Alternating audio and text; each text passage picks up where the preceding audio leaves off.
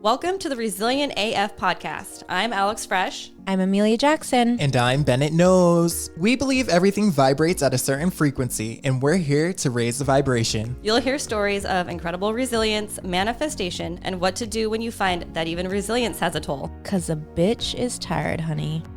Boom. Boom shakalaka. That's absolutely nice. And that reminds me of my daughter's dad. Don't say that ever again. Just triggered me. Okay. Boom shakalaka.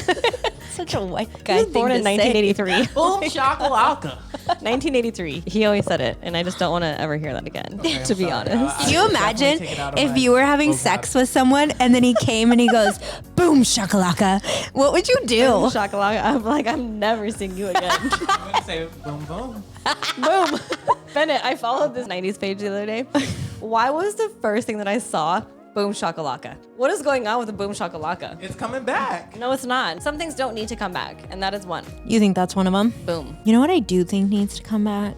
What? Parental control. What? Oh my God. I loved that show. Yes. No, Oh, I remember that show. do you remember those, like, you could turn them into a poncho or you could turn them into a tube top and they were like fuzzy? Oh, I do. You remember? I do. And then those, and then the etnies with your low-rise flare bottom jeans. Oh, Everything such a will look. come back around, but it's going to be in a different name. You think so? Different name. Well, Like etnies Stuart- are now like, are etnies still a thing? No. I don't even know what etnies are. What? Is that like FUBU? No, Is that etnies like were the shoes. Jinko? Oh, they're shoes. They were shoes, and they were like, it's They- like what Ryan Sheckler used to wear, Can I say that again? skating. Etnies. No, I've never heard of them. Wow. Yes. Yes. It was a store. No, you'd get them at Zoomies. Look them up. Look up etnies. yes, you I've- had to have Yes. worn them. No, I didn't wear them, but I definitely heard of them. I felt like a bad bitch wearing mine when I was like 12 years old. I felt like a baddie with my my Skechers with the lights. Oh, Yep, did I you remember have etnies. those? I remember etnies. It was like a basic logo with black writing. Yes. Yep, Yeah. I remember. No, I never wore those. Oh, you didn't? No, I did not. Wasn't one of those girls. Oh. That was not my. I mean, I definitely Nope. was. Oh, remember like the DC? They definitely look like DC shoes. Yes. They look like DCs. Yep. Okay. I feel like they were like cousins. Definitely cousins, but it was Yeah. like the Wish. Okay, the etnies was like the Wish. but No, not those as things bad. were like expensive I back don't in the like day. them. They were not as good as DCs. Oh, I felt like DCs, the people that wore those drank Monsters and had, would like And then ride dirt bikes. And then the etnies would drink Rockstars. Yeah, and wear the cute furry ponchos that you could turn into tube tops. I didn't wear either. I feel like skaters wore a lot of those shoes. That and was I my did- thing I back didn't in the skate. day. I liked So, skaters. Yeah, I didn't wear Vans. I wore basketball shoes. Oh. Basketball Jones. Jordans. Did I you? got basketball I've Jones. been wearing Jordans for a long time. Yeah, no, me, I was into skater stuff because I was trying to attract the skater boys, and then I was got a not. scooter boy instead. Scooter boy. A scooter Yeah, boy. I don't even like being. being. I don't like the sounds of that. You had a scooter? Baby daddy's a scooter boy. He was a scooter boy. Like with or without a motor? Because I wanted a skater boy, okay? But I couldn't get the skater boy, so I got a scooter boy He was a instead. skater boy. Yeah, no. yeah. He was a scooter boy. Oh my God. Okay, well, welcome to the podcast. Hi. Monday morning. We're here. We made it And we're sober. sober. And we're not even planning on doing any drinking or mushrooms No. this morning. I am gonna hit this weed pen, so But they're, not that sober. yeah, that's true. What's your peak and fit, Bennett? Okay. So boom. No. So, So my peak this week is I had a great weekend. I went out. I did some karaoke. I love that. That's really my out of the box. prerogative. Stop. Yeah, Can you that give was us my a little goal. snippet? Yeah, do it. Just a Why? snip. Please, yes. seriously. Everybody's talking all this stuff about me. Why won't they just let me live? Tell me why. Get it. I don't need permission. Make my own decisions. Keep That's going. my prerogative. If I knew the words, Yes, I'd be it is. They say I'm crazy. Oof. I really don't care. Yes. That's enough. Yeah, I mean, I know the song. I just don't know the lyrics. All Okay, of them, so. yeah, but I was killing it. Damn. And then I also went to a stoplight party. Really fun. Okay, What is that? explain. Yeah, explain So what a stoplight party is. Basically, a stoplight party is when they serve the drinks, you could have it in a red cup, a yellow cup, or a green cup. You get a green cup if you're single and ready to mingle, a yellow cup if it's complicated, and a red cup if you're taken. Ooh, that Yes. sounds like so much That fun. is- It was Let's so go. much fun. So, well, what cup was yours? Green cup. Okay, and who'd you go? Single and ready to mingle. Oh, shit. And I went with my girl and her sister, but they both had yellow cups. Oh. So I think they were like kind of like throwing some shade on my single game. I would because absolutely avoid all of the yellow cups. I don't want anything No. about that. Complication. Yeah, No, complicated. situationship. Yes, I'm good on that. Yeah. the talking, situationships. It's just giving It's messy. complicated. Yeah. It's giving messy. I don't want to be Yeah. a part of that. I want green all the way. Oh my God, Can that you sounds invite so me to the fun. next one? Yes. Thanks. Yes. How did you even yes. find that? I don't know. I seen it on social media. Where? I seen somebody post it in their story, and I was like, oh yeah, that seems cool. But then I read the flyer, and it was like red cup, green cup, and I was like, okay, this is gonna be. Where a was good it? time. What was city? In Seattle. Oh, Yeah, fun. downtown Seattle. So it was a good Yeah. time. So was that your peak or pit? That was my peak because I it was know. lit, and I definitely left with a couple of numbers. Hell yeah. Hell yeah. Did you say your pit? I'm confused. In my pit, I didn't work a lot this week because Amazon was cleaning the warehouse, but I did go into work once. And during my last break, I went out to like for a smoke break. Our workstations in our areas, it's like your desk, you feel me? Nobody's supposed to go in there. Yeah. Something was telling me not to leave my stuff there, but I left my stuff there. Oh my God, Bennett. Right? The next morning, I have all these transactions going through, not one of my debit cards, Oh. but Oh. both of them. My God. Oh, that's fucked, Somebody from your actually. work. Somebody from my work went into my station, went into my bag, and took a picture. You know that's on camera. Yeah, it's on camera. And took a picture of my credit card and debit card Oh, that's grimy as fuck. That's and fucked started up. using it up. You know all they Not have to feeding do? No. themselves. Yeah. Feeding the family. Like, You know all Uber they have to Eats do, for though? $120. I'm like, okay. No, they might not have even have gone into there. They could have like a little scanner thing that they just go and just like right over your bag. They don't even have to go into your bag. Damn, where do you sell those? That's crazy. What are you trying to do? Steal someone's shit? Fuck. What? What the hell? Amelia, so where you get that? eBay. Trying to be a scammer on the side. That's crazy. Well, oh hell no. Oh, snap. So did you call your bank like immediately or? Immediately. And Oh my God. That's they were fucked up. able to handle the situation, but it was just like, I couldn't believe it. It's Fucking like, A. yo, someone really. Did you get I the feel camera like- footage? Did you talk to your boss? What- Yeah. HR, no, I have to go in. To Oh. talk to them, so yeah. Ooh, they're gonna be in trouble. yeah. I'm like, yo, check those cameras because I will slap the shit out of someone. Seriously. For sure. Like, I feel, what's the word? I feel violated. That's what Oh, I feel like. well, yes. Yeah, I would feel for sure. violated So too. That's my pit. What if it's that one guy who you didn't? Oh. The guy that was stalking me at work. Yeah. There was a guy stalking me at No, work. you That's said- why he was stalking you, so he could like know your schedule, know what you're about. But why would he steal his debit card though? Why not? Because he's slimy. I mean, I didn't get that impression from him, but I got that impression mean- from what he's told me about him. See, that's so fucked up. Detective Alex on the scene already got one suspect. He was Dun-dun. fucking popping up out of nowhere all the time for no reason. Yeah. Walking past his station, which was all the way in the back corner. Yeah, completely like no reason not to do it. Not anywhere the other guy should be many times. Yeah. It was like weird. I'm like, are you stalking me? Ew. Anyhow. All the all right. cameras. All right. We We need an update next week. Okay, but yeah, what's good with you, Amelia? So my peak for this week, I'm switching it up. I'm doing my peak first. Is that She's thinking about it on the spot. is that my oh, okay. So my peak is that my car got fixed. Yay. Like at least one of y'all's cars got fixed, for the love of God. Yeah. Yeah. It was We'll get the update soon. Okay? Yeah. I mean, and it was the stupidest fucking What thing happened? too. It literally, I guess my key is like very like technology-ish. It's a technical, I don't fucking know. Anyway, all it needed is some scotch tape and it was fine. But yeah, $500 later, we figured that out. So anyway, my car's back on the road. So thank God, because I don't like feeling like I can't go anywhere. I Yeah. hate that fucking feeling. Yeah, for like, sure. It's not great. It's so not fun. I'm very happy that my car is back All right. on the scene, on the road. All right, Amelia's back on the road. Watch out. Yep, back on the road. She's like a granny driver, actually. Yeah, no, I really am. And I don't really drive. I'm a passenger princess. Well, so that's, love that for you, Yeah. as you would say. yes.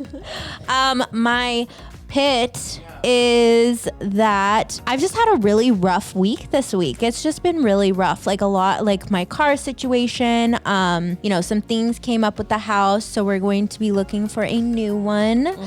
And that just like, it really threw me off this week. It's just a lot of stress, which, you know what, at the end of the day, it's still a peak because I wanted a new house anyway, because there was so many issues with this house. So it's kind of like a pit that's going to turn into a peak. But yeah, that's kind of, it's really, you know, it's fine. Okay. This week is, you know, Yeah, no, mid. I feel you. This week has been just kind of, the vibe has been a little bit low. Yeah. For some reason. I've been feeling it. I've been so tired. I've taken 2 naps this weekend. I don't nap. So there's something going on. I wonder if the Schumann resonance is high, if it's spiked. The Schumann resonance that? is like the light energy that comes into Earth, like through our atmosphere. Okay. And it's basically us evolving, us starseeds and us spiritual leaders who are open and aware. We're just evolving. Our DNA is expanding. Yeah. That's what's happened. That's How what can you happens. tell? Is there like an app for that? Like There is, yeah. Oh, there you It's go. called the Schumann Okay. resonance. Yeah, there Not is. for You can everything. see, yeah, you can see.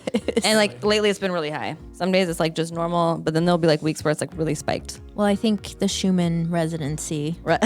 What is it? What is it? The The Schumann resonance. The Schumann resonance is spiking. Resonance. Oh, resonance. Resonance. No, not Resonance. Resonance? That's a Resonance? fucking joke. Resonance. Resonance. Yeah, resonance. Resonance. You were saying residence. No, I said it before. Yeah. Resonance. Resonance. There's actually a tuning fork for it, actually. I would like that tuning fork. So my house. I'm gonna need So my peak is I judged a fashion show this past week, and it was so much fun. Yeah. How did that go? It was fun. It was at STK, which is a restaurant, and there was 10 judges or something. There was like 60 outfits, and I'm telling you, Bennett should have definitely. So Emelia, I thought she you submitted did. her outfit. Did you win? Bennett, hold on, No. Bennett, Probably not. if you submitted an outfit, you would have won. I'm not even fucking playing Bennett. Thing is, Top. top 3.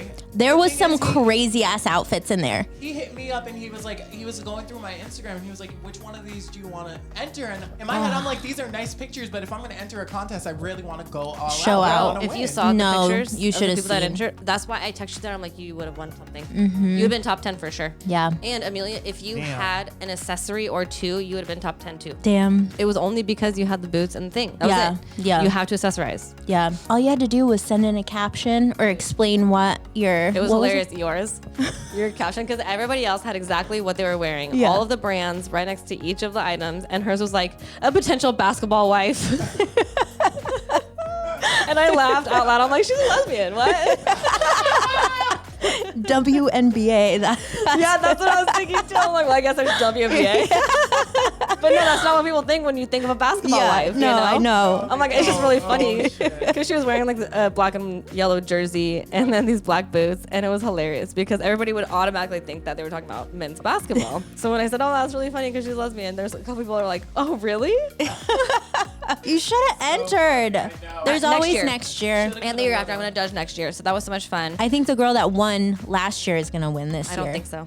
What? Yeah. There was. I'm telling you, there was Outfit crazy. kinda basic. Yeah, it was very basic. There was crazy ass outfits in there. There was one that was How do like. you know? You seen them? It was I saw it. because they got to vote on IG after we got like the top. After Yeah. we chose our top, they put those ones on IG to vote on. Okay. Yes, Okay. yeah. I'll go check them out. to And see. there was I an don't think you no, know they're anymore. gone now. Yeah. But there was an upcycled look. Did you see that one? Yes, that was one. was I'm like, sorry, that what was one of the my favorite. fuck? You guys, You Upcycled. did not. with the mask. I was like, what the fuck is this? Bennett, you would have liked it. It was kind of like out there. It was just like a very colorful, but it was like muted color, and it was so pretty. It wasn't very vibrant. Like it had like a good accessory bag with it, and to me, it was just like It looked like a burlap, like a potato sack. it was a fancy potato sack. Okay, it looked good on It's him. giving but Givenchy. it gave a Potato great sack. hold on. It gave a great contrast to his outfit because it was solid, and the rest of his outfit was a bit, crazy, but like it flowed, and it was in my top 10. No, it wasn't.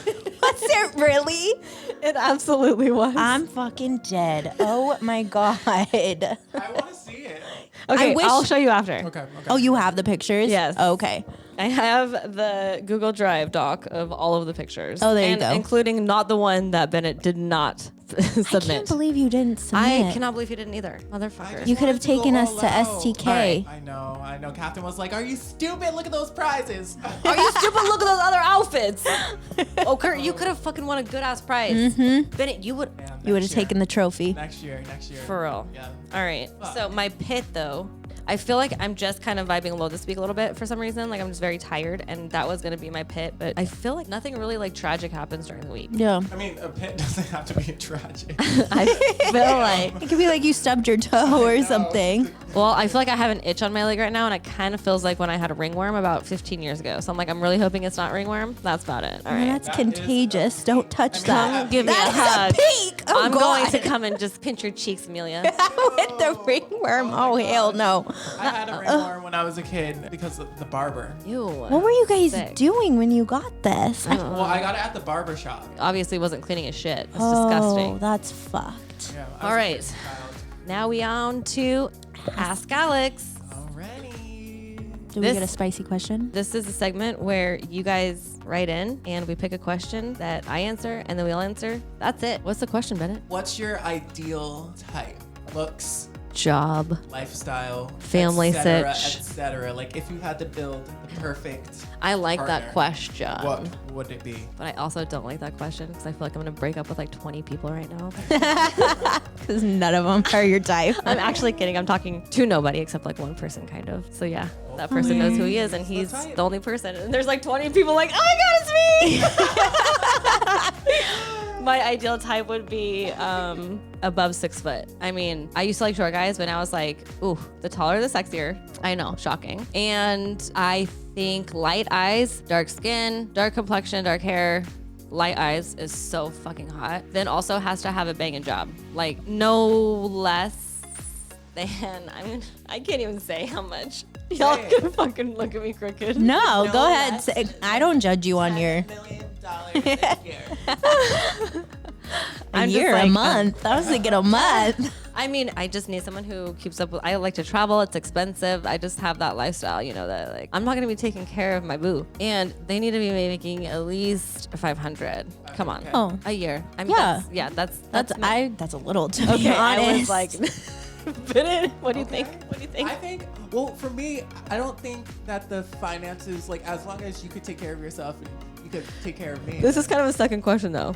I know. We're, Like what? how Like much what money is is? your man's bank account? yeah. No. Like what is like a minimum that you'd be like, this is my ideal minimum that I would want my partner to make to like be comfortable. Like what would that be? What would that Be look like? comfortable? Yeah, like money doesn't, buy happiness, but it sure does help. Oh yeah, for sure. I mean, But- I've dated some fucking bums. Right, Me me too. too. That's why I'm not taking care of my man. They need to like keep up with me. I'm not supporting them. Absolutely So, not. I'm just saying, like, especially if I'm gonna be dating to date to possibly marry one day, I want them to have a really great career already going. So and like investments, as I do, and I don't want to have to worry about it. I'm getting to the age where like I should have that stuff built. Like I grind in my 20s and 30s. I want to chill, and not have to grind as hard in my 40s, 50s. Yeah. Yeah, And exactly. retire early. But besides the money, I just feel like it's such a vibe. When you meet somebody, you'll know. But physically would be very much tall in shape, tall, dark, and handsome with light eyes, and doesn't have kids. I'm sorry, You said no kids? no kids. You have kids. I don't care. My kids are almost grown. No, I'm. But what if they have kids and their kids are grown? That's fine. But as long as they don't have children in the home. babies. If they don't, Or if a baby mama. If they're less than 10 years old, I'm good. If they have kids that are less than 10, I'm good. Because I have an 11-year-old, like I'll raise kids until they're 18 from like how old I have a kid, but I don't want any. I'm done, Like I've been raising kids for 18 years. Yeah. I'm tired. I want to go have fun now. No, I'm always tell my friends, clients, whatever, whoever I can tell. I always say, do not date someone with children unless they're grown and out of the house. But do not date someone with children, and do not date someone that has a baby daddy or a baby mama. Like I would, if I did have to date somebody that had children, I would be such a great step parent, and I would love to be, have that honor. I would also very much want to get along with the mom. I would love to get along with the mom. So that's where I'd be. If it's problems, I don't want that. Amelia, what's your ideal girl? my ideal girl, tatted. I just love tattoos. Oh God, I missed that. Absolutely tatted. Yes. Has to be tatted. Like, has to be. Must be. And I would say a good hygiene.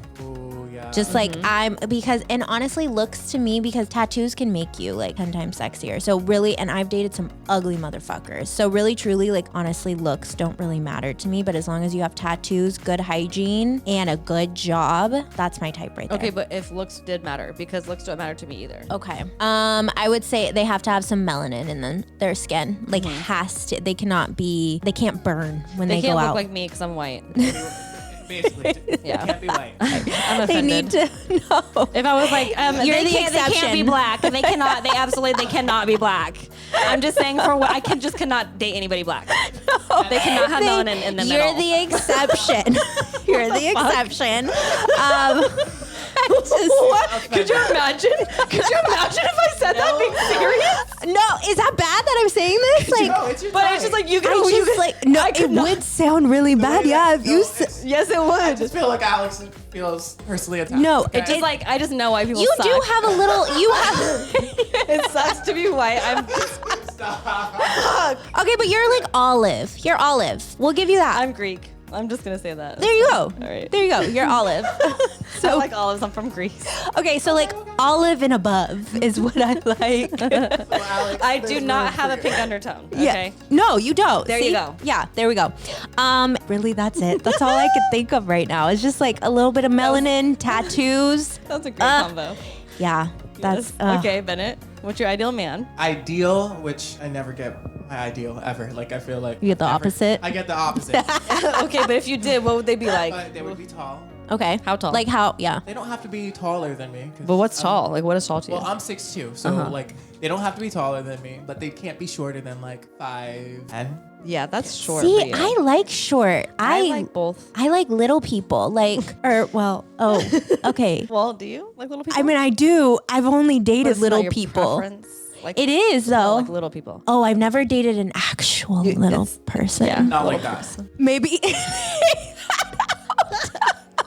I do like little people though. Like Yeah. 5 foot is perfect. Yeah, And like yeah, that's how tall Jesse is. 5'3" that's perfect too. Like I What's love too tall? little. I'd say 5'6". Yeah. That scares me because it scares me. That's a big person. Yeah. Like I have a client and he's 6'5". That motherfucker is sounds such a yummy. big guy. He's a Show me him. chocolate man. Yeah. Is he cute? He really likes boys though. Connected me 6'5". Hello. Where the hell is he? Does he listen? He might. Yeah. He Okay. might start Well, today holla actually. at your boy. Yeah. Alright. Back to Holla my- at your boy. Back to my type. Yeah. Tall. Dark and handsome. I like yellow boys. Okay. Like a yellow undertone, like a golden undertone. Like what does this mean? Spanish boys. I like mixed Spanish boys, too. Woo! boys. Has like You Latino. know, quote unquote light skin. You know? Yeah. Chris Brown. Fucking hot. Tattoos. Yeah. Ideal type. Definitely likes to have a good time. They're goofy. You have to be able to make me laugh. Yes. If not, then like. Oh my god, yeah. And just like they got their shit together. Mature. What if they had all of that, but they were not funny? No. No. And they gotta have a big dick. What's a Never big gonna dick? Yeah, like how big? Like how big hard? Gotta be hitting at least 7 inches. 7 inches. 6-7 inches. Jesus What? Christ. That's huge. Do you know how Is big it? 7 That's inches? huge. Yeah, I'm 7 Get inches. a so fucking tape measure and pull out 7 inches. That's that my shit. dick is 7 huge. inches. So You're 7 huge. inches That's is, huge. Is uncomfortable. 8 inches is said- probably bleeding. 9 inches is fucking emergency room. Yeah. Okay. that's not Your for shit's me. torn apart. 7 inches is big. That is huge. Like the average, I feel like is 5.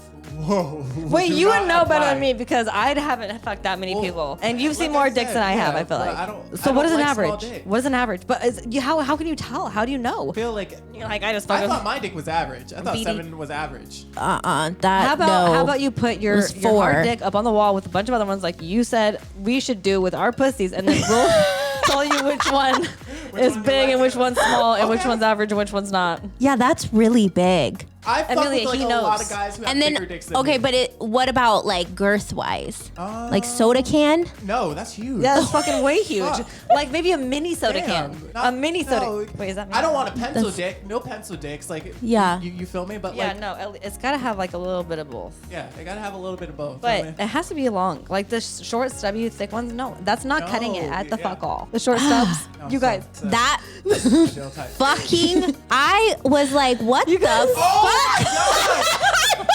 Maybe I should read that. You should. I was at karaoke last night and I was like, have you guys ever seen a micro penis?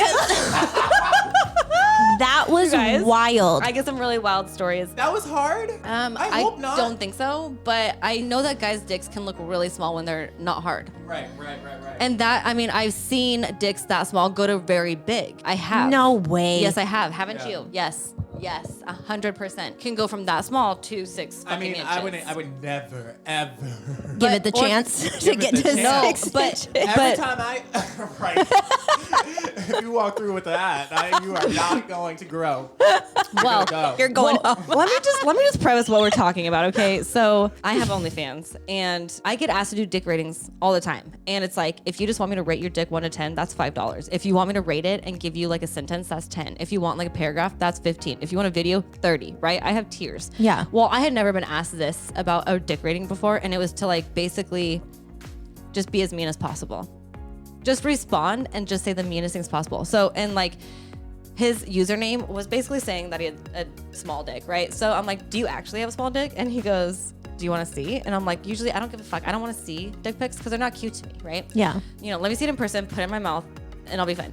But I don't want to see your dick pic. Like, really, that's where I'm at. So I was like, sure, since you asked. Then he sends me a picture. He's in girls' underwear and micro pee-pee. It was like tinier than my thumb. Well, let me just read you what I said to him. Okay, got it. Thank you. Like, yeah, it's small. And then he goes, are you into humiliation? And I'm like, what? And he's like, demeaning my pic and laugh at it and say the meanest things that you can think of. It turns me on. I'm like, you would have to pay me to do that. And he's like, all I have is like $10 to $15. I'm like, okay, $10 is fine. And oh, you were really nice. I know, right? You I'm gave him like- the low end. well, what do you think would be fair? I'll go hard. This is what I said to him. Nice to meet you, Calvin, with 2 left thumbs, because the picture has his hand right next to his micro PP and his thumbs right next to it. It's fucking hilarious, okay?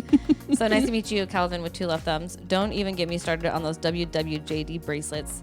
Jesus would look and laugh. Ain't no miracles happening here. And how the fuck do I have a bigger dick than you? Let me guess, you really like to eat pussy, huh? You know, because like guys who have small dicks, they don't want to have anything done to them because they have such a small dick, they're embarrassed. Anyways, if you didn't know, now you know.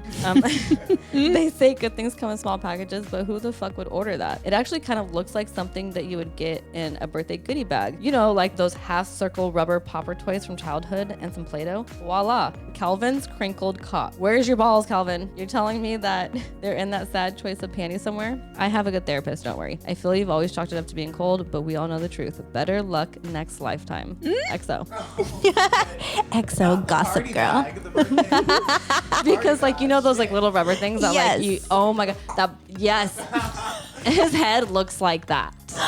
And then the rest of it looks like it could just be Play-Doh. So I thought it was fucking funny. And he said that it got him off really quickly. So my job is done there. Sign me up. Easy. Fucking easy goddamn money. Seriously. You know, I should have taken the 15. No, you should have. But that's okay because he's going to keep coming back. Yeah, for and sure that's he the will. easiest fucking money ever. Already been. Blowing your shit up, I'm sure. I'm serious So- though. Do the Starbucks thing. I will. I'll do that. And then you should do a picture like what you ordered and then go on like Pornhub or whatever and screenshot a dick and then do versus what you got and then screenshot his picture and send it to him and be like, ha ha ha, you're pathetic. Yes. Yes. Right there. $15 easy. All right. We need this job. No, right? Let me know Seriously. if you need backup. I have a lot to say. Just become an OnlyFans manager, Amelia. I'm so serious. I'd be so good at it. All right. Well, that is it for Ask Alex. So make sure to send us a message with, a question that you would want me to answer and that you'd want Amelia and Bennett to answer. And we'll answer your dumbass question. Ba-da-da-da-da. Now it's time for the resilient guest. And this week, Livia is our resilient guest, and she has maintained her recovery from an eating disorder and surviving multiple surgeries that nearly killed her. Her resiliency and commitment to helping others and stay on a path of recovery and acceptance has led her to a place of balance that she is happy to share with others. So please welcome our guest. We're going to be doing it on Zoom because she's in California. Here we go.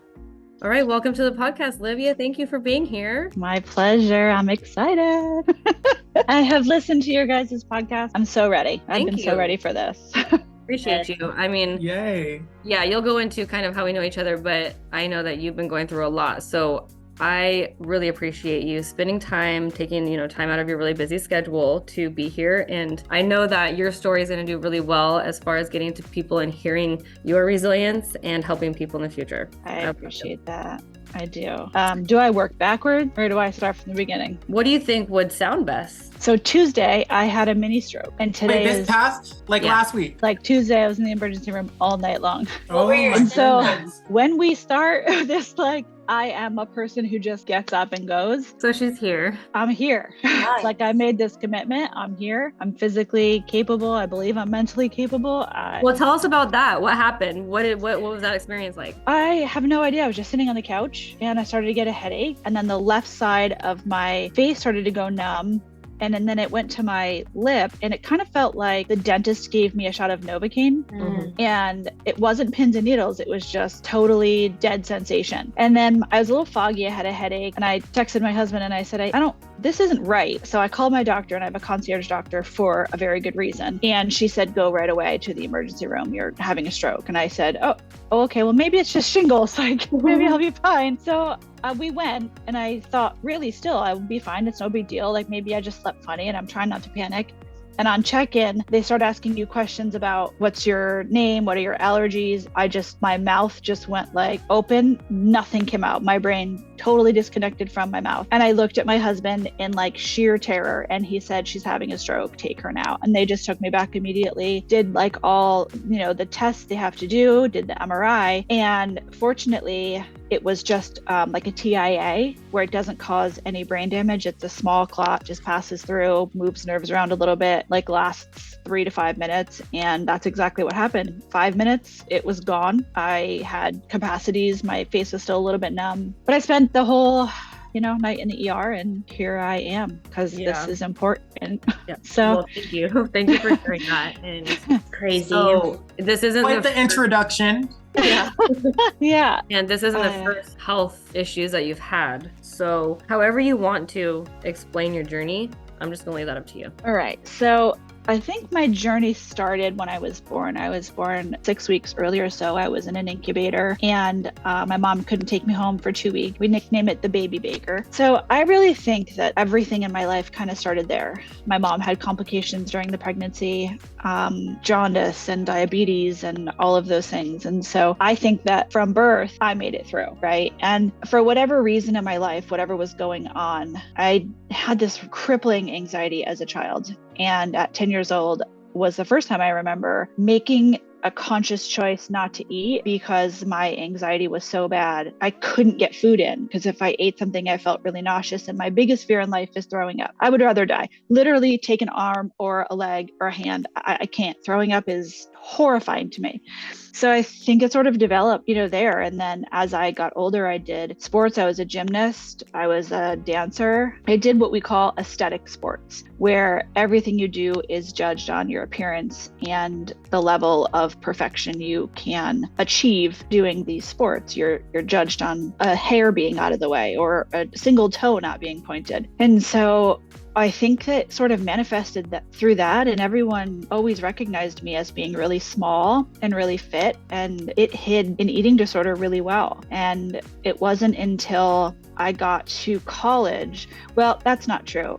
I do remember my parents taking me to a couple of clinics younger when I would absolutely refuse to eat. And then they tried to make me drink these shakes and whatever, and I wouldn't eat them. And so I was just very small, and that was the norm for me, no questions about it. And being in that aesthetic sport, whether or not I gained or didn't gain, it made sense. It fit the picture. Gymnastics, ballerina, dance.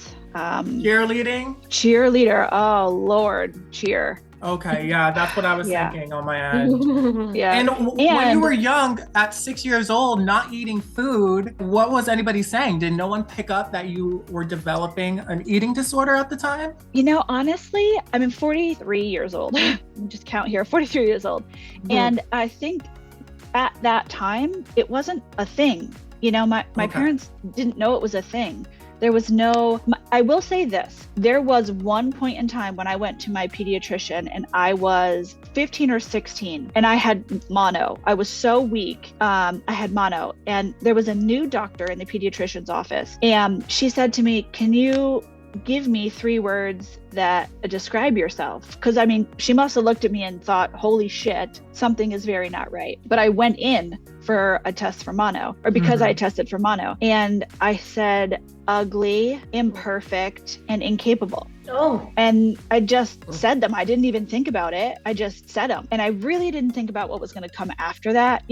She said, okay, well, it's something we can work through, real calm. And then my brain just started going, and I started freaking out. And then my pediatrician came in with my mom and said, we want to talk about this. And I said, no, I didn't say those things. She's lying. I full blown denied it. I knew I was lying in the moment, but I was terrified that they were going to know that this is what I was doing, and then I was going to have to stop. And I wasn't ready to let go of it. So they At that age, they did. No, I just don't think they knew what to do about it because I was denying everything that they were asking. And I remember with your eating disorder, did you, I'm assuming because you had, I think it's called a metaphobia, because you had the fear of throwing up, I'm assuming you were not bulimic then, correct? No, yeah, you're right. Yes, on the words and the not bulimic. So anorexic, orthorexic, and compulsive overexercise. So restricting.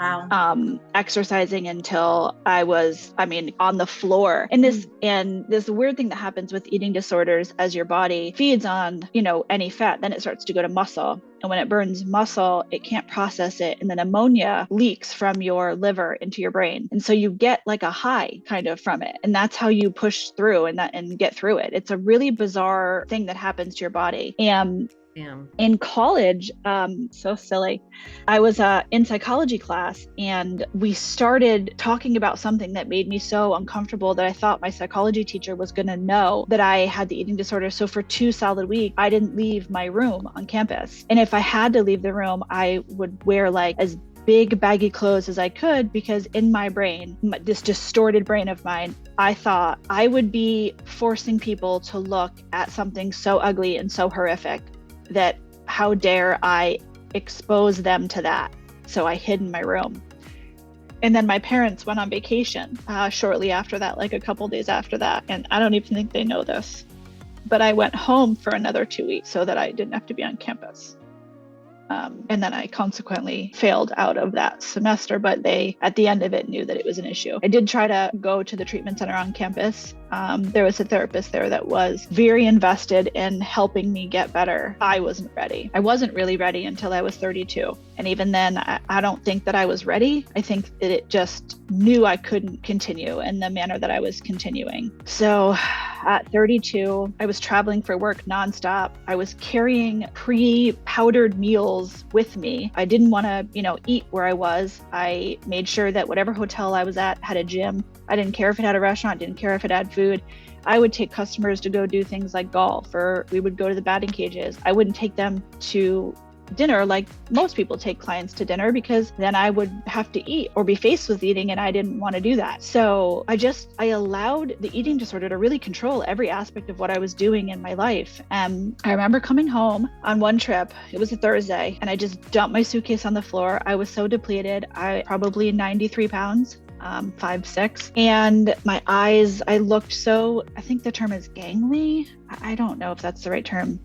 And I called my mom and I just said, I just don't want to do it anymore. Like, I don't even want to live anymore. I don't want to wake up. I don't want to get out of this bed. And so my brother made me send an email to him saying that I was so sick I couldn't get out of bed, because that Friday I didn't go to work. And then on that, I spent the whole weekend in bed, didn't talk to anyone. But that Monday, I did already have a flight booked. So my mom said, please just, I don't care what you bring.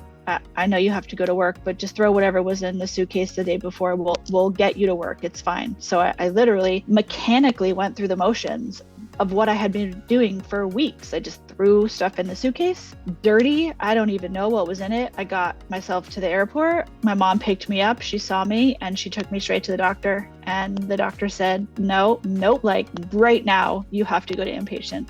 You're dying. Oh my gosh, yeah. On the spot, they wrote me out of work and started looking for a bed for me. Over this decade, what were some of the other things that were, going on? Like, what were some of the symptoms you were experiencing or things that you were going through? Well, so for 22 years, I battled this on and off. And, I would go to my sports, which are their team. Gymnastics is not exactly a team sport, but it is in some ways. You're competing against yourself, but you also have a team, right?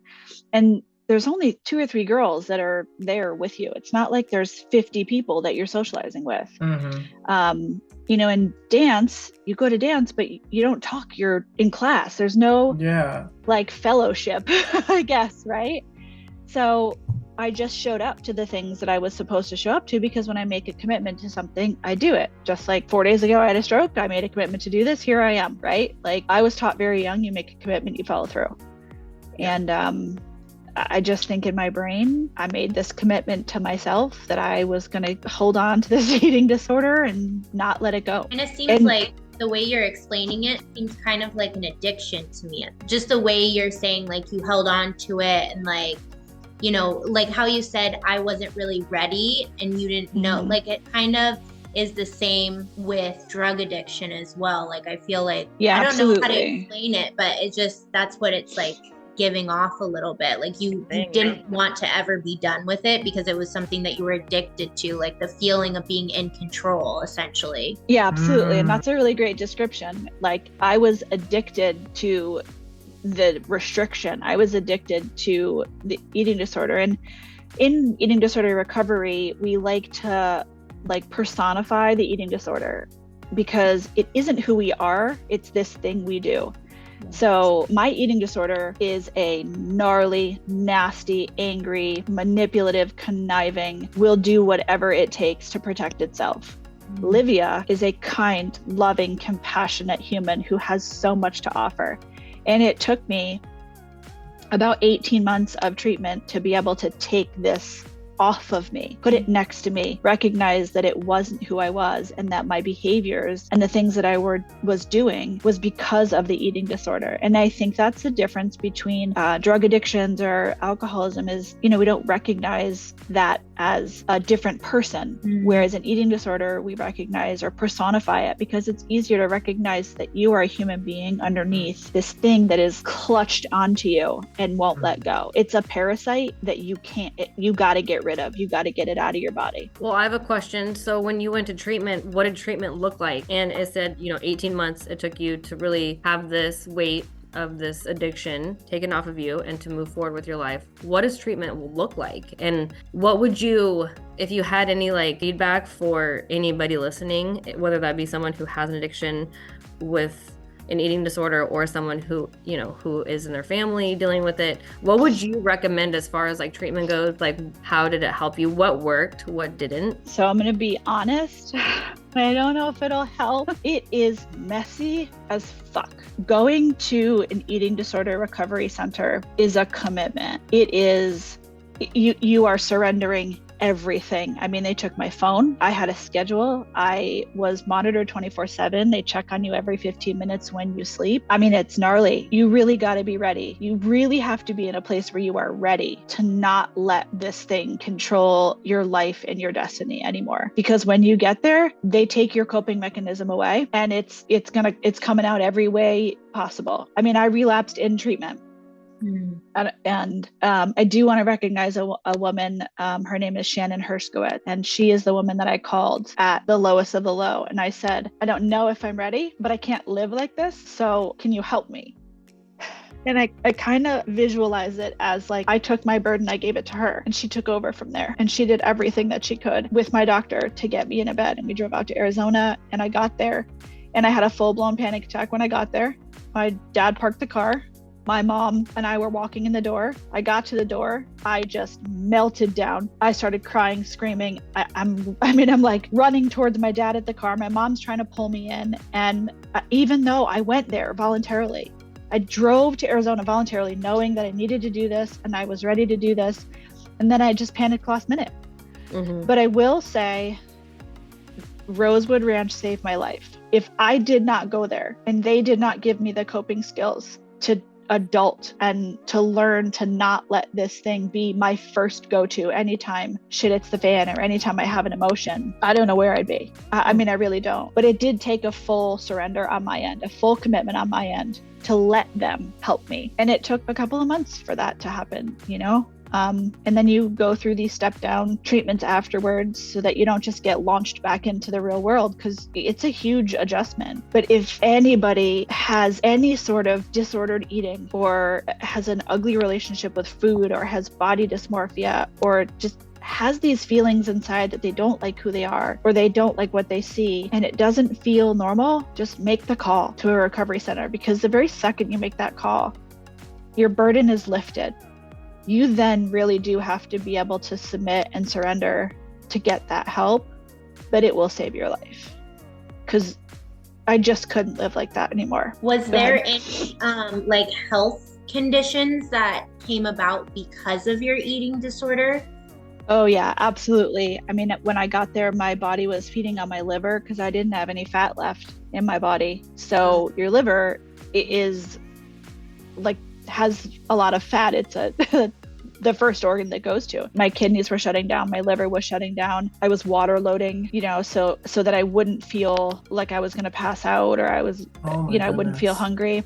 There were times when I would allow myself, like, Brazil nuts were my thing. I would allow myself 3 Brazil nuts a day, 1 for breakfast, 1 for lunch, 1 for dinner. Or I would have like a little bite of something, 1 bite. And I mean, I was tracking my calories to the second macro before it was even a thing. Like, if you asked me now what the caloric intake of a certain food is, I will math you through that like this. I mean, it is, and I'm an engineer, so I think that's part of the problem.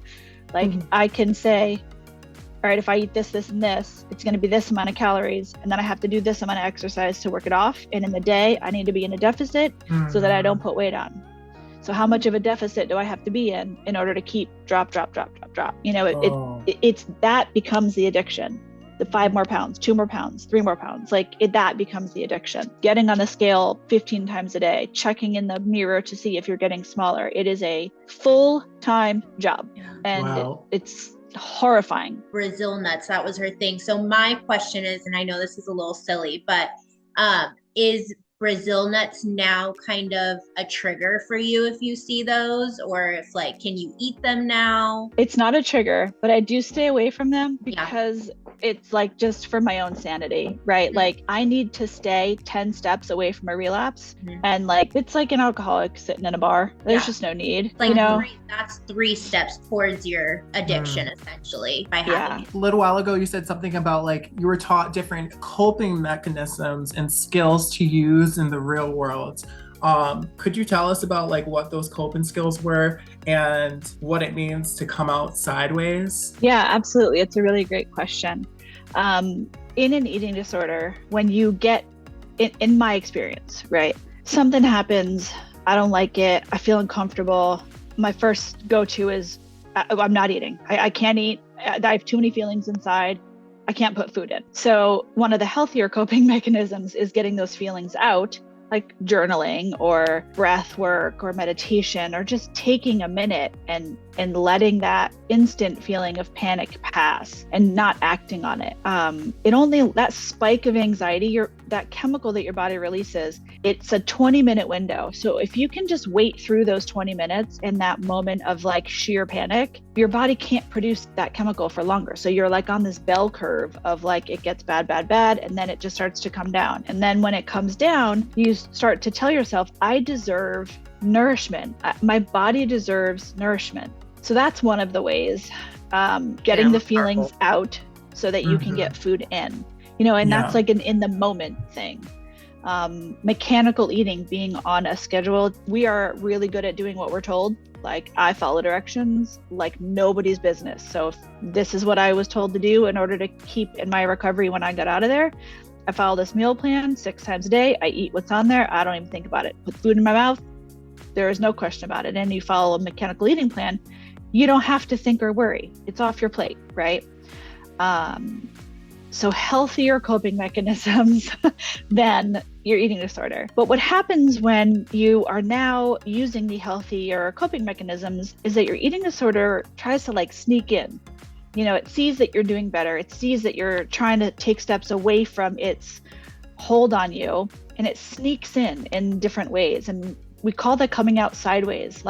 All of our emotions are now handled, and something happens and we don't reach for our eating disorder because we now know that we're not supposed to, but it's so strong in the moment that the eating disorder says, oh, how about you try this? It's like the angel and the devil on your shoulders, right? Your angel's no, eat your food. You're supposed to eat your food. And the devil's try something else. Maybe that'll help. So for whatever reason, I remember being in treatment with girls who self-harm. And I thought, well, they must do it for a reason. Something must come out of it. So let me just try it a little bit and see what it feels like. And I gotta tell you, it was it wasn't even me. It was not Livia even doing it. It was it was eating disorder on me wearing it. I was wearing it like a jacket, and it just said, here you go, try this. And I did my first cut, and I thought, oh, wow. Oh, I feel so much better. That was bad. That was the bad choice. I recognized it was a bad choice, but apparently one time wasn't enough. So it happened a couple of other times. And as soon as I realized that that was the urge, instead of reaching for the eating disorder, now the urge was to cut. I had to start using the coping mechanisms I learned in eating disorder recovery to conquer that feeling of, I just want to cut because then I get endorphins. And there's a really good show called Ginny and Georgia on Netflix, and they do talk about self-harm in children. And I even had my goddaughter watch it just because I felt like she would learn from it. You know, children, if I had gotten the help at 14, 15 that I got at 32, I can only imagine where I'd be in life, you know? I don't know if this is the correct word to use, but it's kind of ironic to me that you, when you were speaking about your eating disorder, you said that it kind of wanted like attention. And to me, it popped in my head like it needed to be fed, but so did your body. And it was kind of like, which one was louder?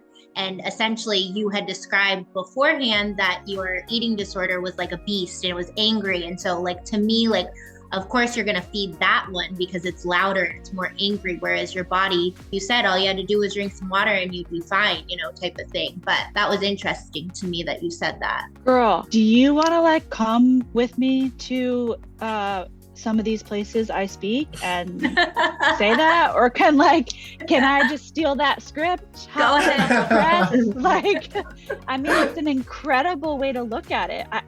And I'm 11 and a half years into recovery, and holy crap, write that down for me. Like, that's a really great way of looking at it. And it's exactly that. Like, it is a monster. It's a parasite. It needs to be fed.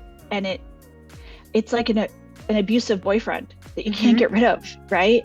And I eventually got to this place where I can recognize that the eating disorder is right here, right next to me. And I can allow it to be right here. If that's all I can get to today, I can allow it to be right next to me. I just don't have to talk to it. I don't have to engage with it. I don't have to hold its hand. We're not going on dates. You know, we're not Netflix and chill. Like, it's there. I recognize it. I work every day for it not to creep back into my life. And at one point, I hope that it will be completely out of reach for me. And that's what I work towards. For me, it literally sounds like an alcoholic. It just sounds like the same exact scenario, because I lived really closely with alcoholics and dealt with that disease. It just sounds very similar. It is. Addictions are are sobriety, all based. even if they're in sobriety, could be sobriety forever, they're always going to be an alcoholic, right? Because they're always going to be like battling that. So, all right, well, anything else you want to touch on, feel free to. Otherwise, I think this is a good segue into fast forwarding into, you know, what we talked about you wanted to discuss. Yeah. So, you know, the eating disorder is going to be something I deal with for life, right? That's just something I overcame. I have not overcome it. I have overcome it being in control of me. I've accepted that it was something that I needed help with, and I work every day towards that. There are other things that have happened in my life where I could have reached for the eating disorder and I didn't. I got in a really severe car accident somewhere like 2015, and it severed the artery that feeds the head of my femur. And initially, I didn't know this. I was going into physical therapy for, it was a catastrophic accident. I was knocked out cold. I don't even remember going to the hospital. I remember waking up in the hospital. I think there are things that I remember, but the neurologist said none of it could be real. You know, when you are unconscious, you may think that you remember things, but it may not ever be actually what happened. But long story short, I wasn't getting better. You didn't walk though for a long time, right? Yeah. Yeah, what's your femur? It's the thing that, like, the ball and socket in your hip, and then it goes to your knee. It's the largest bone in your body. Okay, that's what I thought. So you broke that. Oh, well, gosh. I didn't break it, but it started to die, like necrosis, because it wasn't getting any blood, and your bones need blood. Because of the artery. Yeah, because I severed the artery. Goodness. The seatbelt goes over your hips, and when you get in a car accident, because I'm an engineer, I can tell you this, the seatbelt clips into, there's a male-female end, and inside the receiving end of the seatbelt is a .22 caliber cartridge. So when you get in a car accident and your airbag goes off, it forces your seatbelt down really tight into that receiver, so that you don't like hit the windshield or hit forward. Well, that action when your seatbelt is tight and when you are as skinny and frail as I was, it is a very common injury in the car accident where it severs that artery. So I didn't walk for like 2 weeks after that. And then I went to the physical therapy. I didn't get out of bed for about 2 weeks because my knees were so swollen I couldn't move. And then I started physical therapy and I was on crutches, and I kind of 4 months into still not being able to walk, said, guys, I'm not getting better. Something has to change. So they did an MRI, saw that the bone was dying, and they said, no, immediately off, like no wait, because when the bone starts to die, it like kind of turns to dust and it could collapse like completely. So I had what was called core decompression surgery instead of a hip replacement because I caught it early enough and I was young enough. So they take this like giant drill and they drill a hole from the middle of your femur all the way into that ball where the ball meets your socket to kind of Frankenstein the bone back to get blood back to it. And you can't put weight on it right away because you essentially, your femur is broken. You have a giant hole drilled in your femur. So, now I'm on crutches for like another 8 months. I mean, the total amount of time I didn't walk was 14 months. And I can vividly remember the home health person was coming to the house 3 times a week. And God, it was so hard to get up and walk. I didn't want to do it. And there was a moment where I said to myself, like, can I just have a wheelchair? Like, I just don't want to do this anymore. Can I have a wheelchair? And I instantly in that second said to myself, Livia, if you sit in a wheelchair, you are never going to walk again. If you stop fighting this battle now, you're never going to walk again. And I don't know what it was in me. Maybe it's a part of my mom and, and the way that she handles things, because she's a phenomenal woman. I don't know what it was. I think it was probably what some of the stuff I learned in eating disorder treatment to really just fight for not moving backward. And I said no. I said no to the wheelchair, and I just kept pushing through. And it took 2 years before I could walk and move normally. And I'm proud of myself for getting off pain meds after that, because 2 years of that is like a high risk of addiction to opioids.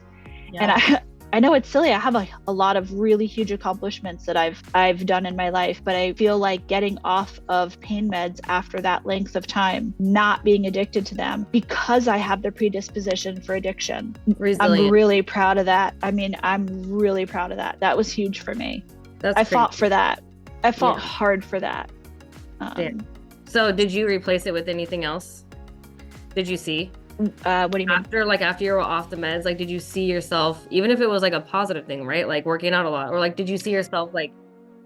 Yeah, honestly, it's such a good place for me to even bring this up. So after that happened, I was living in Pennsylvania, I had moved to Pennsylvania, and I had all this time now to be creative. And I had an Instagram, and I was, I had modeled since I was young, and I danced for like Black Eyed Peas and Flavor Flav and I think Busta Rhymes. I got a list, Wow. Flavor Flav. He's an influencer. So before the influencers. Before, right? Like I was famous before Instagram famous, right? So okay. So I was like, let me figure out how to use this Instagram thing. And I just started posting because I know that sex sells, right? At the end of the day, sex sells, right? Pretty picture, they're going to look at it. If I can get one person to read the caption, then that's all that matters. So I just started making content of, me being sexy and me being creative, and the captions, I would put things like kindness and mental health. And if you need somebody to talk to, my DMs are open. Like if you don't feel safe, my DMs are open. And I grew fast. I can't believe how fast my Instagram grew at the time. I think I just really hit on something. This was around like 2018, and it grew fast. And I decided that what good is a following of that size if I can't use it to help other people in whatever they're dealing with. Every time I post a photo or something, every single person who takes a second to comment, I respond to every single one, whether it takes me a week or 2 weeks. If I get a DM about it, I will respond to every single one. And all of my followers will tell you, I make sure that they get the attention. If you give me the time I give you the time. And that's just what I put back into the universe, because I feel like what good is having been through all these horrible things, made it through it, if I can't use that to help other people, if they don't know where to go get help, or they don't know how to ask for help. And if it takes a sexy photo for them to read that caption and realize I'm there, by all means, use what you got, you know? Shake what your mama gave you. Right. Shake what your mama gave you.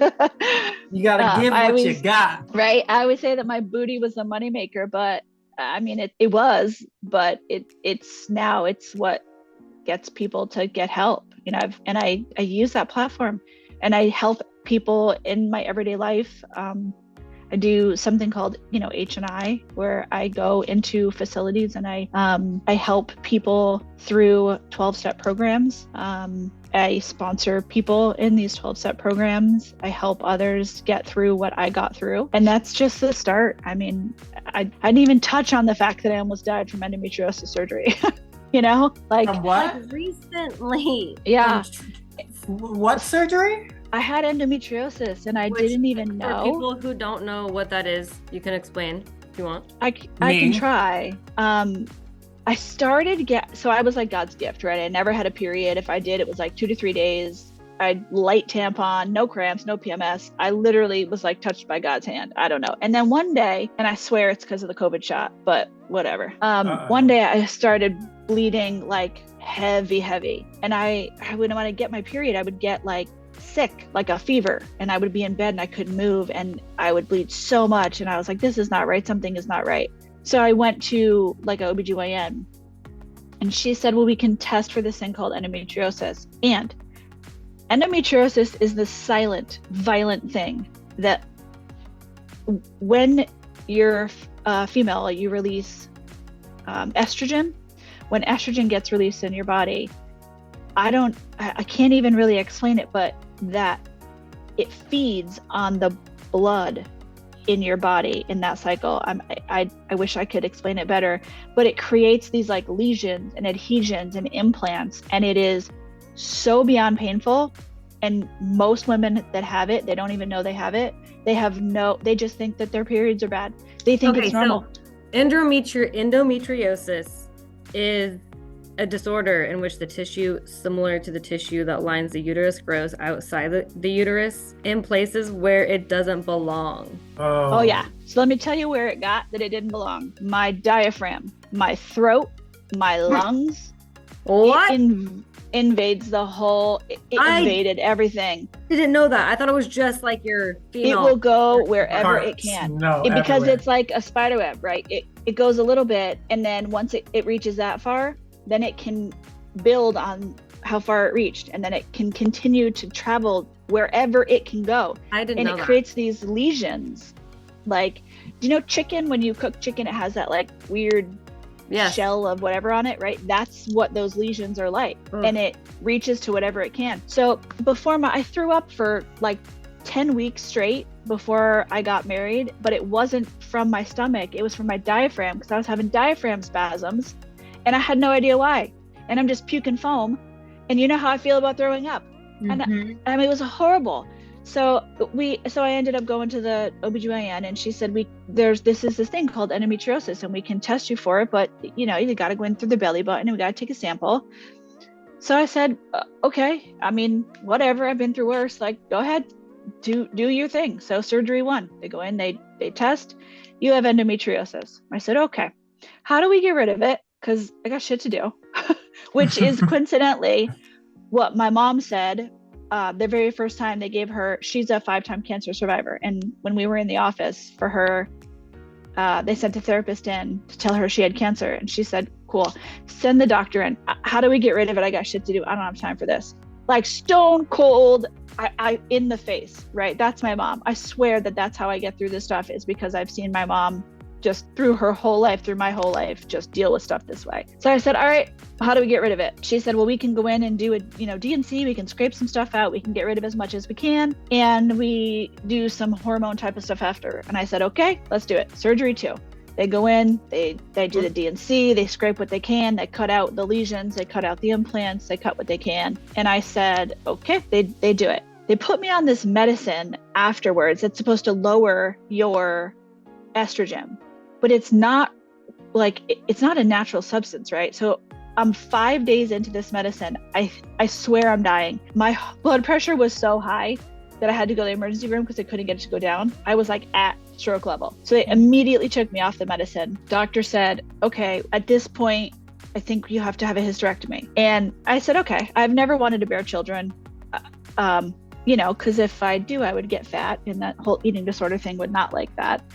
And I early on had the conversation with my doctor that if I didn't truly conquer the eating disorder, I would pass it to a child, and I didn't want to do that, So I had made the decision really early on in life that I didn't want to bear a child. I was fully open to adoption. I was fully open to marrying someone who had kids. So it was a non-issue for me.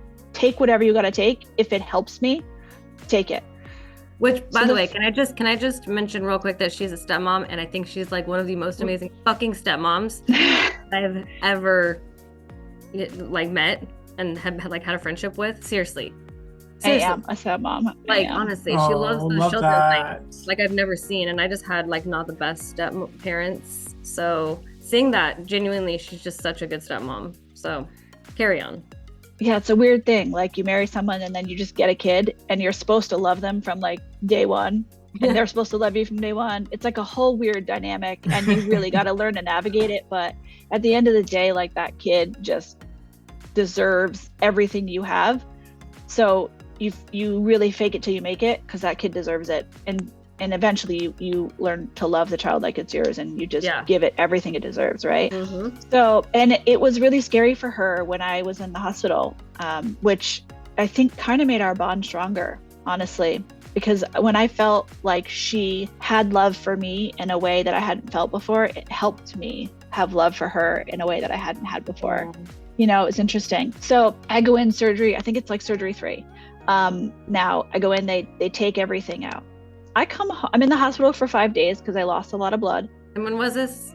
This was September 15th, 2022. Yeah. Okay. Yes. Because it was not that long before I met you. Oh, wow. Yeah. Right. And I spent 5 days in the hospital, came home. And in those 2 days that I was home, I can't even explain. And I was on holy pain meds, right? I can't explain the amount of pain that I was in. And then I started slurring my words, and I wasn't making sense. I had a low grade fever. I called a girlfriend of mine. She had worked in the emergency room at the hospital near me. And I said, hey, something is not right. And she said, go now. So I said, oh, for fuck's sake, I don't want to go back to the hospital. I live in this place, right? So knowing better, because I had the surgery, and every time I have surgery, they say, oh, it's same day in and out. And I just know better. I never am in and out in the same day. It's just not how my life works.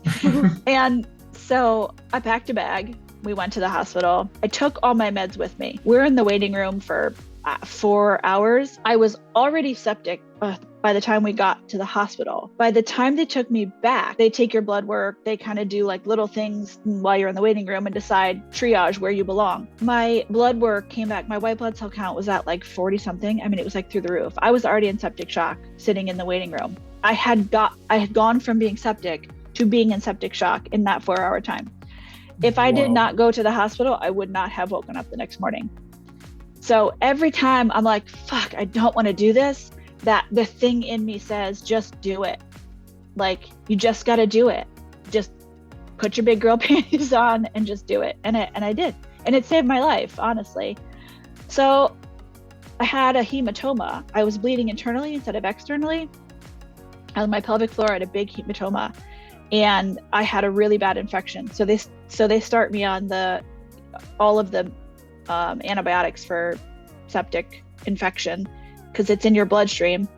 I'm hallucinating. I'm talking to people who aren't there. My husband's like, Livia, go to sleep. And I'm like, but I can't. They're talking to me. It's rude if I don't respond. I have to respond. because that's who I am. I don't want to be rude. I'm a good girl, right? I do what I'm told. So I'm talking to these people who aren't there. I mean, it's crazy. And I'm seeing, it's such a crazy experience. I'm seeing all these things in the hospital, in the floor above me, that had happened years before and days before. And I knew it. I felt it. I mean, it was crazy to me. And they finally got me, I was on the ICU. I finally got the infection down because they can't do surgery while you have this infection. So I'm on all sorts of like vital support. And they gave me a blood thinner. I have no idea who decided this was a good idea because I'm already bleeding internally. It's not going to help me. I wake up in the middle of the night. This is, I will give you a fair warning that this is not safe for work. I woke up in the middle of the night, blood coming out of my nipples, blood coming out of my ears, my nose, my belly button, out of the things, the stitches that I had from the previous surgery, pools of blood coming out everywhere. And I was like, oh, something is not good. Something is very not good here. So I called my husband in the middle of the night and I said, yeah, I think I'm dying. So, do you think that maybe like you could come here really early? Cause the COVID protocol is still there. So he's not at the hospital. No one's there with me. I remember they kept coming in the middle of the night and like waking me up, telling me to breathe because I kept flatlining. So this amazing man, he comes in, he's a cancer doctor, but it's for like obstetrician, I don't know what the word is, but that's the kind of cancer he deals with. Okay. He comes in and he says, I need to do surgery. I need to explain to you why I need to do surgery. And I said, okay, do I have to have it? And he said, yeah. So mind you, it's 11 days after my hysterectomy. It's surgery number 4. And I'm like, I can't do this. I just can't do this. You have to do this. I don't have a choice. And it's emergency surgery. You don't really get to say, you sign all the papers. He goes in, he tries to take the hematoma out robotically through all of like the little holes that they make. It's so bad in there, he can't. So he undoes my vaginal cuff, which had been sewn from my previous hysterectomy, has to take out the hematoma hole, has to take out all of the parts of the endometriosis that he can see, because mind you, now the endo is angry and it's bleeding. It's feeding heavily on this hematoma on my pelvic floor. And so he puts in this starch. I have no idea what it's called. I just know it's a starch to stop the bleeding, and redoes my vaginal cuff stitches. And I'm on 12 weeks of bed rest after this surgery. So I'm in the hospital now for like another, I don't know, 11, 12 days after that one. And mind you, I'm huge, like I had 5 babies in me, huge, swollen.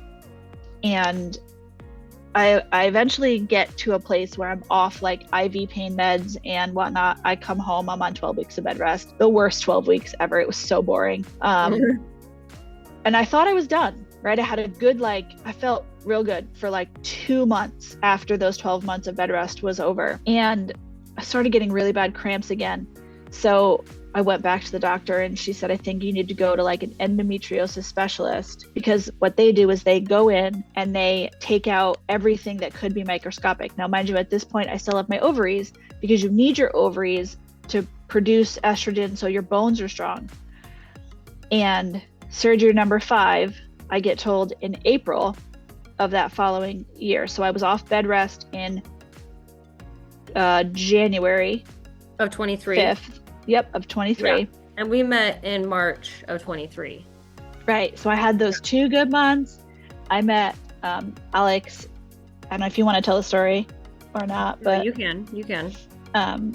So I'm at this retreat to deal with trauma, because I had been through some shit, and for whatever reason, there's a whole mess hall of places that people can sit. And I was there on a private one. So I wasn't in all the other groups. And here comes this angel, sits down at my table. And she says, can I sit here? And I said, yeah, sit here, and we just started talking. And I felt this, I don't know how to explain it. It's like, if you've ever driven a manual shift car and it's like time to shift when the engine speed matches the transmission speed and then you shift. It's like that perfect timing. And I sat down and that vibration was like, I need this girl in my life. That was one time I saw her.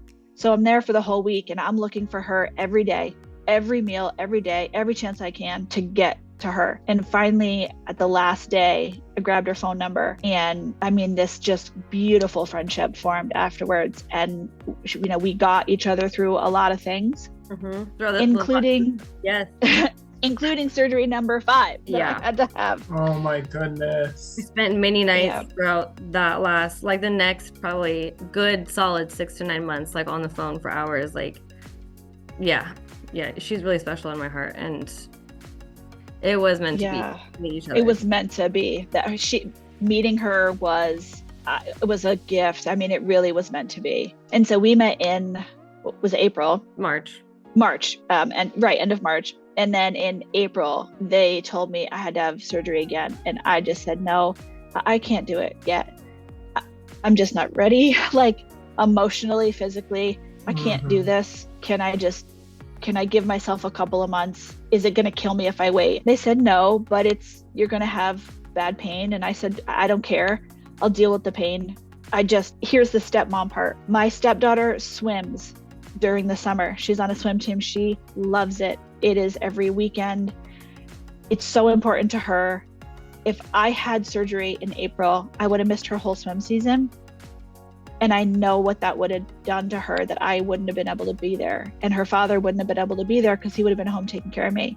So I scheduled my surgery at the end of swim season.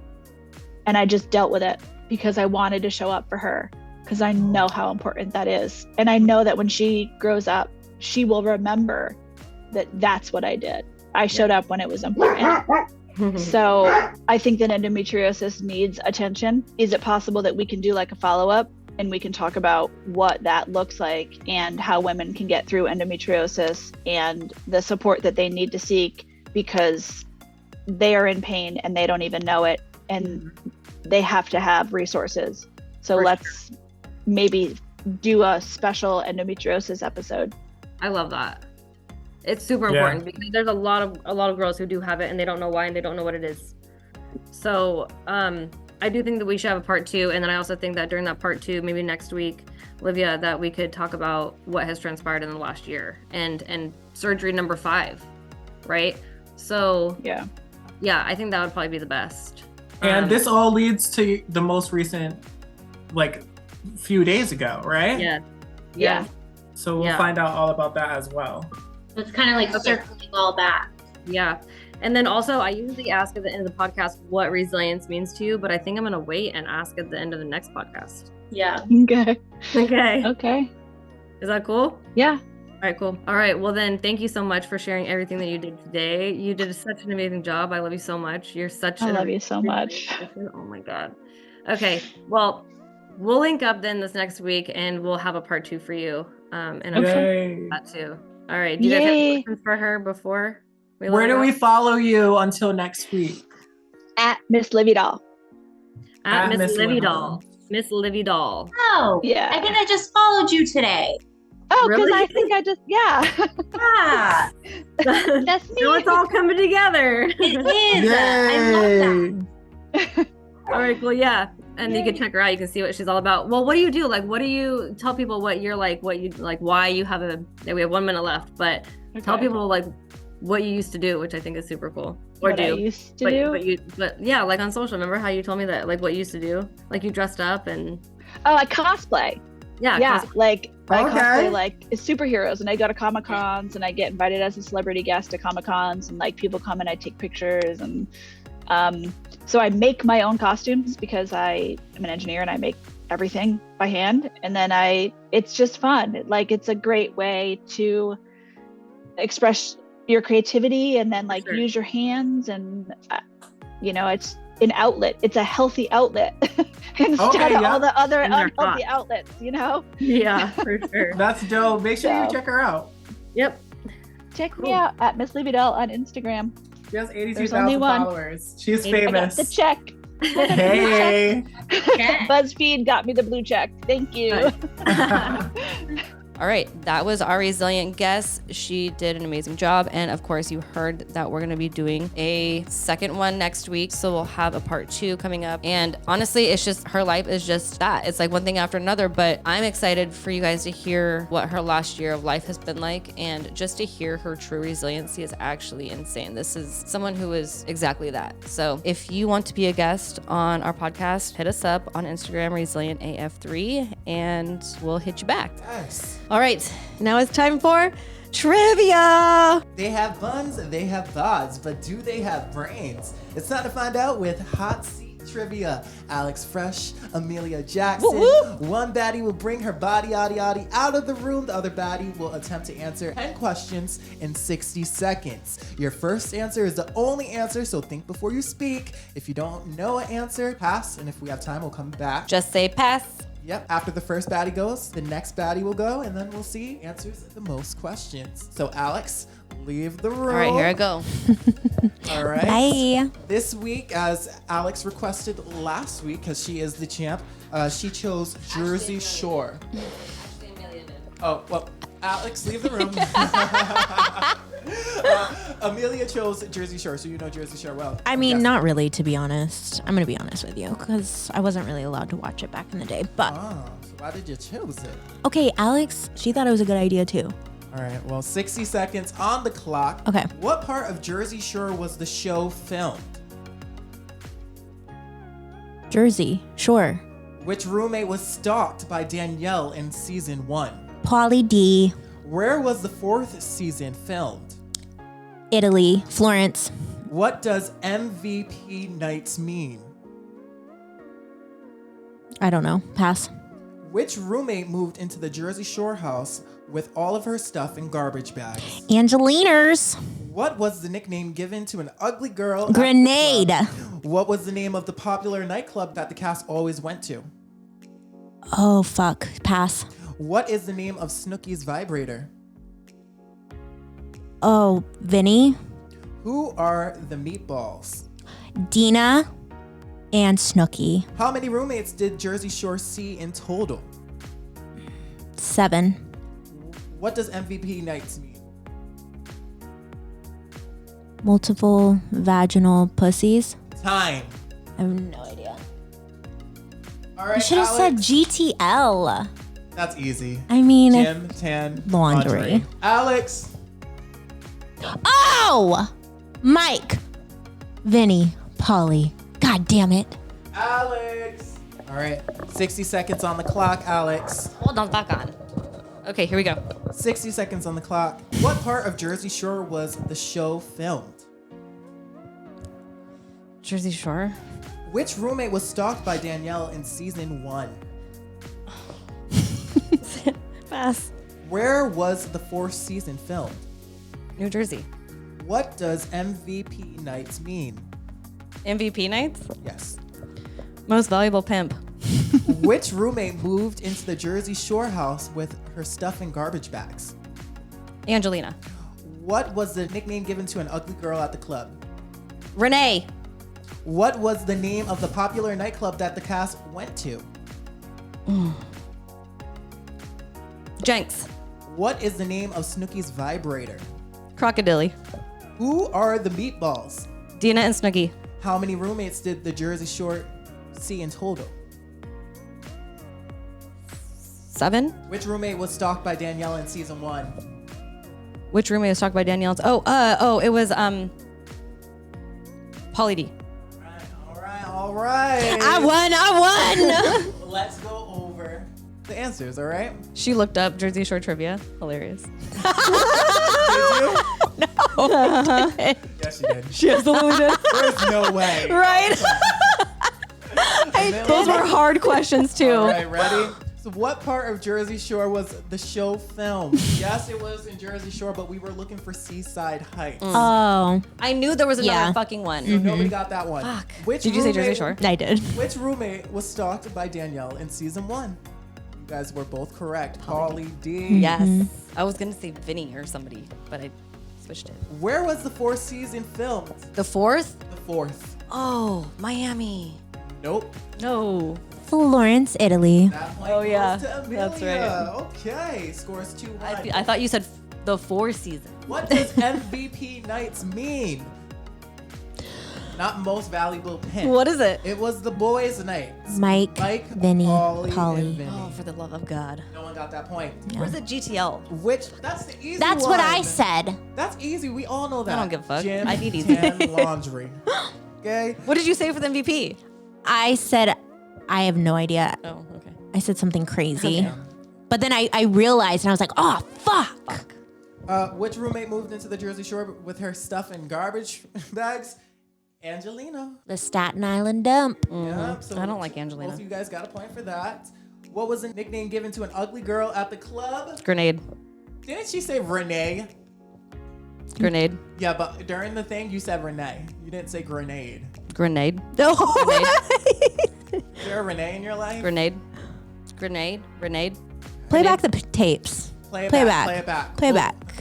Play Well, back. Renee. You are Weird. kind of having like a little bit of a stroke today with your words. I guess. What did you say? I said grenade. Okay, grenade. I guess we'll give her the point. The fuck? Oh, okay. Yes. Well, I might not be winning then. What was the name of the popular nightclub that the cast went to? Club Karma. Oh, I was yeah. so confident too with what I Club said. Karma. Oh, and it just got shut down. Just got shut down and tore down. Yep. Wasn't Jenks one too? No. No. I don't know. I feel like that was probably on like Real World or something. What is the name of Snooki's vibrator? I didn't get What that is one. it? Elmo. Tickle me Elmo.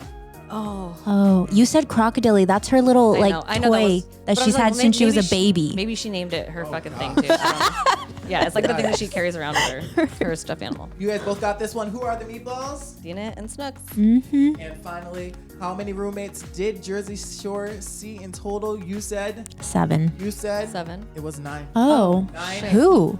9 including Angelina. Oh, because Oh, fuck, I was gonna say 8 too, but then I still would have been wrong. The score: Emelia 5, Alex 4. Oh my god!